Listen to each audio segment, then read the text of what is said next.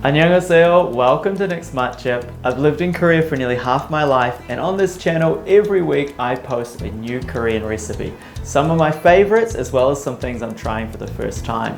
And this is one of the ones I'm trying for the very first time. I'm actually going to cook black soybean noodles. So that's kongguksu. However, I'm going to use black beans to give it a nice black color as well as toasted black sesame seeds.